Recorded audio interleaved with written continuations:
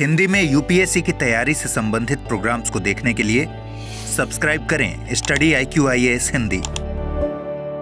नमस्कार साथियों, मैं कुणाल आप सभी का स्टडी IQIAS हिंदी पे स्वागत करता हूं। और आज हमारी चर्चा का आर्टिकल है टेम्पल्स ऑफ सोशल जस्टिस।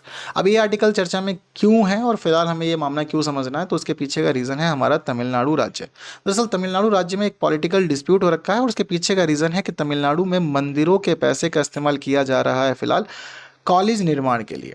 और जिस समय ये पूरा का पूरा मामला सामने आया, इसकी वजह से डिबेट क्रिएट हो गई है, बहुत डिस्प्यूट हो रहा है और बहुत सारे लोगों का ये मानना है कि मंदिरों का जो पैसा है वो मंदिरों के लिए ही इस्तेमाल किया जाना चाहिए, इससे मंदिर का ही निर्माण होना चाहिए, जीर्णोद्धार होना चाहिए, बाकी कार्य होने चाहिए।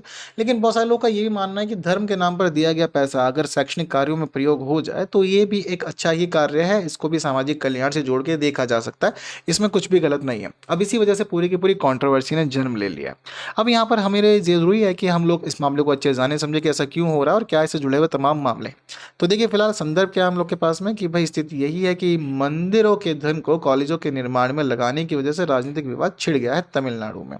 अब ये ऐसा क्यों हो रहा है और क्या है इसके पीछे का रीज़न, तो देखिए इसकी स्थिति को समझने के लिए हमें पहुंचना पड़ेगा 1817 के कानून के पास। दरअसल 1817 का जो कानून है, इसका नाम है धार्मिक बंदोबस्ती और एस्केट्स विनियमन। ये एक ऐसा कानून था और ऐसा पहला विधायी ढांचा था जो बात करता था धार्मिक बंदोबस्ती के नियमन की। यानी कि ये एक ऐसा कानून था जो कहता था कि आपके अगर मंदिर के नाम पे, आपके धर्म के नाम पे जो भी पैसा दिया जा रहा है उसका एक केवल निश्चित अनुपात ही रखेगा मंदिर अपने पास में। इसके अलावा जो बाकी पैसा होगा वो पैसा शैक्षणिक संस्थानों के लिए या कॉलेजों के निर्माण के लिए खर्च किया जाएगा।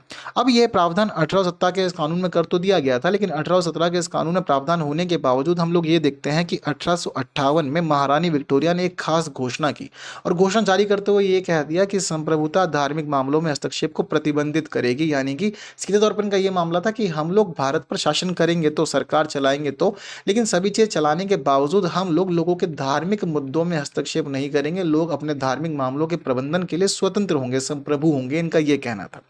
अब इस दौरान ये तो देखा गया कि भाई इन्होंने धार्मिक संप्रभुता की घोषणा कर दी, लेकिन क्या ये धार्मिक संप्रभुता पूर्ण थी और इसके पीछे क्या रीज़न था? अब ये दो बातें समझ में आती है। तो देखिए कहानी ये है 1858 की, जैसे कि आपको मैं बताया, और 1858 में महारानी विक्टोरिया की इस घोषणा के पीछे का जो मुख्य रीज़न था वो था 1857 का विद्रोह। दरअसल 1857 के विद्रोह में अंग्रेज़ों को ये तो समझ में आ ही गया था कि भारत में हम बेशक किसी भी तरह से शासन कर सकते हैं, लेकिन लोगों के धर्म को अगर नुकसान पहुंचाया गया तो इनके धर्म को नुकसान पहुंचाने की स्थिति हमें पूरी तरह से बाहर उखाड़ के भी फेंक सकती है और इनकी एकता के लिए भी ये जिम्मेदार कारक बनी हुई है। तो इसी वजह से इनका पहला फैसला यही आया था कि भाई लोगों के धार्मिक मामलों में इंटरफेयर नहीं करना है, बाकी जैसे भी शासन करना ठीक लगे आप उस हिसाब से शासन कर सकते हैं, उसमें कोई परेशानी नहीं है। हालांकि शुरुआती तौर पर ये तो देखा गया कि इन्होंने हटने की घोषणा की है, लेकिन इनका हटना पूरी तरह से हटना नहीं था। यानी कि इन्होंने हटने का निर्णय तो लिया, लेकिन इनका पीछे हटने का निर्णय धार्मिक मामलों में पूरी तरह से नहीं था। अब ऐसा क्यों था? क्योंकि इसके पीछे हमें पता चलता है कि मद्रास प्रेसिडेंसी में कई ब्रिटिश अधिकारियों ने धार्मिक दानों के निरंतर निगरानी की वकालत की। बहुत सारे जो अधिकारी थे उनका ये मामला था कि भाई ठीक है हम लोग धार्मिक दानों की निगरानी करेंगे, लेकिन आपके इन मामलों में हस्तक्षेप नहीं करेंगे। अब जैसे ही इन अधिकारियों ने ये वकालत की कि दान की निगरानी होनी चाहिए, दान की स्थिति सरकार की नज़रों में रहनी चाहिए, पता होना चाहिए कि किस मंदिर के पास कितना दान आ रहा है और कौन सा मंदिर कितना अमीर है। हालांकि आज भी हम लोग ये देखते हैं कि भारत के अंदर अनेक ऐसे मंदिर हैं जो बहुत ज़्यादा अमीर हैं और अगर उनका पैसा निकाल लिया जाए तो भारत की एक बड़ी जनसंख्या को हम लोग गरीबी से निकाल सकते हैं। हम लोग ये वाली एक अच्छी स्थिति यहाँ पर बना सकते हैं। तो अब उस समय की ये भी ये स्थिति थी, अंग्रेजों को पता था कि भारत के मंदिरों में दान जो है बड़ी मात्रा में आता है। अब बड़ी मात्रा में आने वाले दान की ये निगरानी करना चाहते थे। अब इसी निगरानी के तहत फिर बाद में एक संतुलित दृष्टिकोण सामने आया और संतुलित दृष्टिकोण में ये पता चला कि अंग्रेजों ने अब नीति ये बनानी कि सीधे तौर पर जो भारतीय लोगों के धार्मिक मुद्दे हैं उनमें हम हस्तक्षेप नहीं करेंगे। अब इन्होंने कहा कि हस्तक्षेप नहीं होगा किसमें? धार्मिक मुद्दों में हस्तक्षेप नहीं होगा। जैसे कि आपकी धार्मिक नीतियाँ क्या है, आपका धर्म क्या कहता है, आपका रीति रिवाज क्या है, उन मामलों में हस्तक्षेप नहीं करेंगे। लेकिन इन्होंने ये कहा कि देखिए धार्मिक दानों की भूमि और धर्मनिरपेक्ष पहलुओं पर नियंत्रण बना के रखेंगे। यानी कि इस दौरान सीधे तौर पर ये कहना चाहते थे कि आपका जो दान आ रहा है उस दान पे हम नजर रखेंगे, चाहे वो भूमि के रूप में आ रहा है या फिर वो धन के रूप में आ रहा है, हम उसको व्यवस्था में संभालेंगे। अब इस प्रकार से मामला जो था वो दो अलग अलग पार्ट्स में यहाँ पर डिवाइड कर दिया गया। एक कह दिया गया कि भाई हस्तक्षेप नहीं करेंगे जो मूलतः धार्मिक मुद्दे हैं आपके, और साथ साथ ये भी कह दिया गया कि भाई ठीक है धार्मिक दानों की भूमि और धर्मनिरपेक्ष पहलुओं का नियंत्रण किया जाएगा प्रशासन के द्वारा। अब इसके बाद चीज़ों में डिस्प्यूट भी काफ़ी रहा और परेशानी भी काफ़ी हुई, लेकिन हम लोग ये देखते हैं कि 1920 में जब जस्टिस पार्टी के चुनाव में मूर्त चुनाव में जीत हुई, है ना। तो जस्टिस पार्टी जिस समय सरकार में आती है, व्यवस्था संभालती है, तो हमें यह पता चलता है कि धार्मिक संस्थानों पर सरकार की निगरानी का विचार 1920 में जस्टिस पार्टी के चुनाव के बाद मूर्त रूप में आ गया। तो अब जस्टिस पार्टी के चुनाव के बाद क्या होता है कि धार्मिक संस्थानों पर सरकार की जो निगरानी थी वो अब कानून के रूप में आ जाती है, और अब हम लोग ये देखते हैं कि कानून के अकॉर्डिंग ही सारी चीज़ें आगे बढ़ती हैं। इस दौरान जस्टिस पार्टी ने व्यवस्था में आने के बाद में 1922 का एक विधेयक लेकर के आए, जो था विधेयक संख्या 12। अब इसमें सीधे तौर पर यह कह दिया गया कि धार्मिक जो हिंदू धर्म है, यानी कि हिंदू धर्म की धार्मिक बंदोबस्ती अधिनियम के तहत सारा का सारा काम अब चलेगा। तो अब हिंदू धार्मिक बंदोबस्ती अधिनियम के तहत इन्होंने ये व्यवस्था कर दी कि मंदिरों के पास जो अधिशेष धन है, उस अधिशेष धन को अन्य उद्देश्यों के लिए इस्तेमाल करने की अनुमति दी जाती है। अब जैसे ही ये वाला मामला सामने आया, तो यहाँ पर एक प्रश्न तो ये उठा कि अन्य उद्देश्यों से आपका क्या मतलब है। दूसरी खास बात ये भी यहाँ पर बन पी कि भाई अधिशेष धन आपने कहा है, तो अधिशेष धन से आपका क्या अभिप्राय है। अब इस पूरे के पूरे मुद्दे के ऊपर ना इन दो पहलुओं को लेकर डिस्प्यूट हो गया, और इसके बाद ये विवाद लंबे समय तक गहराया रहा। हालांकि ऐसा भी नहीं है कि ये विवाद समाप्त नहीं हुआ, क्योंकि इस विवाद के ऊपर जब विचार किया गया तो इस विवाद को 1925 में सुलझा भी लिया गया। अब इस दौरान ये देखा गया कि भाई मंदिरों को दिए गए दान का उपयोग धर्मनिरपेक्ष उद्देश्यों के लिए संभव है या नहीं। एक बड़ा मुद्दा ये था, क्यों? क्योंकि बाकी और कार्य तो धर्मनिरपेक्ष थे, अगर धर्म के नाम पे खर्च कर रहे तो अच्छी बात है, और लोग धर्म के नाम पर ही दान दे भी रहे थे। तो कुछ लोगों का ये मानना था कि जो दान है वो धर्म के नाम पे खर्च होना चाहिए, कुछ लोगों का ये मानना था कि धर्मेतर कार्यों में भी खर्च कर सकते हैं। तो प्रश्न बना कि क्या धर्मनिरपेक्ष उद्देश्यों के लिए मंदिर का धन उपयोग किया जा सकता है। हालांकि 1925 में इस बहस हुई इसके ऊपर बहुत ज्यादा, और इसके बाद फिर इसका निपटारा किया गया, और इसका निपटारा किया गया एक कानून के रूप में, और जो कानून है उसका नाम है तमिलनाडु हिंदू धार्मिक और धर्मार्थ बंदोबस्ती अधिनियम 1959। हालांकि देखने वाली बात यह कि समय काफी लंबा हो गया, अंतराल काफी ज्यादा था, क्योंकि 1925 में बहस चली थी और स्वतंत्रता के बाद हम लोगों ने यह देखा कि एक कानून इसके ऊपर पर्टिकुलर बनाया गया। अब जो पर्टिकुलर कानून इसके ऊपर बना, उस कानून की स्थिति हमें यह पता चलती है कि इस कानून में इन्होंने प्रावधान किया था अधिशेष धन का। अब प्रश्न ये उठता है कि अधिशेष धन का प्रावधान जो किया था उसका क्या अर्थ था, और यहाँ पर यह कह दिया गया था कि अधिशेष धन का इस्तेमाल आप धर्मेतर कार्यों के लिए कर सकते हैं, यानी कि जो धर्मनिरपेक्ष कार्य है उन कार्यों के लिए आप कर सकते हैं इसका इस्तेमाल। लेकिन इसके साथ साथ उन्होंने ये भी कह दिया था कि धर्मनिरपेक्ष धन क्या होगा ये भी समझ लीजिए। तो इन्होंने 1959 के अधिनियम की धारा 36 में बताई धर्म अधिशेष धन की परिभाषा। तो अधिशेष धन की परिभाषा के रूप में इन्होंने बताया कि मंदिर के रखरखाव और उसके पदाधिकारियों के प्रशिक्षण के लिए पर्याप्त प्रावधान किए जाने के बाद बची हुई कोई भी राशि अधिशेष धन कहलाएगी। यानी कि आप केवल और केवल ये देख सकते हैं कि मंदिर के रखरखाव के लिए आपको कितना पैसा चाहिए, उसके पदाधिकारियों के प्रशिक्षण के लिए आपको कितना पैसा चाहिए। इन दो मुद्दों के अलावा जितना भी धन शेष बच रहा है वो सारा का सारा अधिशेष धन ही कहलाएगा। और इसका मतलब ये हुआ कि जितना भी पैसा अधिशेष के रूप में अब यहाँ बच रहा है तो अधिशेष धन का इस्तेमाल किया जाएगा अब आपके धर्मनिरपेक्ष कार्यों के लिए। ये प्रावधान और ये पूरा का पूरा मामला अब सामने स्पष्ट हो गया। हालांकि कानून के रूप में सारी चीजें हुई, और पता ये भी चलता है कि स्वतंत्र भारत में हुई, क्योंकि हम लोग बात कर रहे हैं 1959 की, है ना। स्वतंत्रता हम लोग के पास में 1957 में आ गई थी।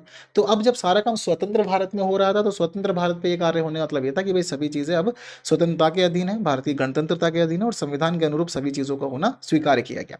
हालांकि जितने लोगों ने इस कानून को तैयार किया, तो कानून को तैयार किए जाने के पीछे लोगों के अनेक तर्क थे कि भाई हम ऐसा काम क्यों कर रहे हैं। तो तर्कों के पीछे की कहानी समझ में आती है भारत के इतिहास से।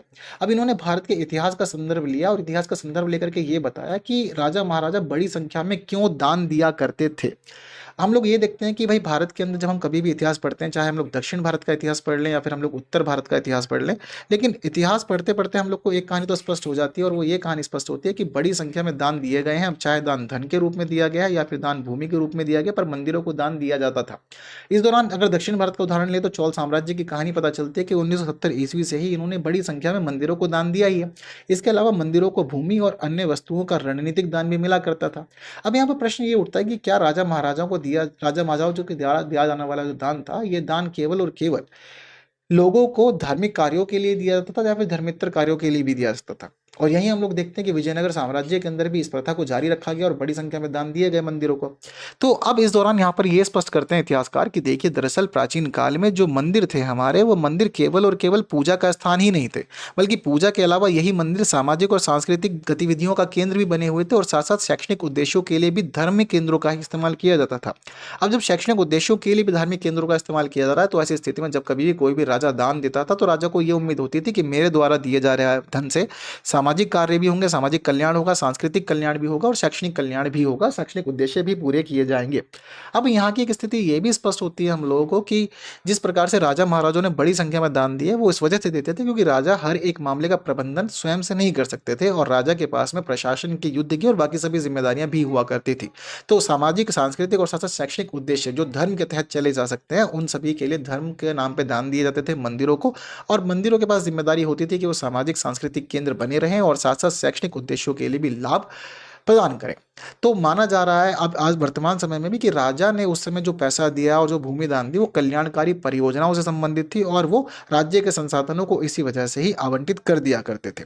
अब यहाँ यही भी मानी गई कि दरअसल मंदिरों के पास जो दान है वो केवल और केवल धार्मिक कार्यों के लिए नहीं है, बल्कि उसके माध्यम से अगर आप चाहें तो धर्मनिरपेक्ष कार्य भी कर सकते हैं। और धर्मनिरपेक्ष कार्य करते हुए जरूरी नहीं है कि केवल और केवल धर्म के कल्याण पर फोकस करना है, पूरी तरह से मानवता के कल्याण पर भी फोकस कर सकते हैं, जिससे कि लाभ व्यापक होंगे और चीजें अधिक सुलभ हो पाएगी। तो ये एक अच्छी स्थिति मानी जा रही है। अब इसी स्थिति के तहत हम लोगों ने ये भी देखा कि एक आत्मसम्मान आंदोलन भी हुआ था। तो अब हमें ये पता चलता है कि भाई जरूरी नहीं है कि बड़े आंदोलन हो तभी परिवर्तन हो, आप अगर चाहें तो सभी चीजों को समझते जानते हुए भी कल्याण की भावना से आगे बढ़ सकते हैं। हालांकि अंत में हम लोग के पास एक प्रश्न बनता है कि आप लोगों का क्या मानना है कि क्या वास्तव में जो मंदिर का पैसा है उस मंदिर के धन का इस्तेमाल कॉलेज या अन्य कार्यों के लिए किया जाना चाहिए, या फिर आप लोग का ये मानना है कि स्थिति यही होनी चाहिए कि मंदिर का धन मंदिर में ही लगे तो ज्यादा अच्छा है।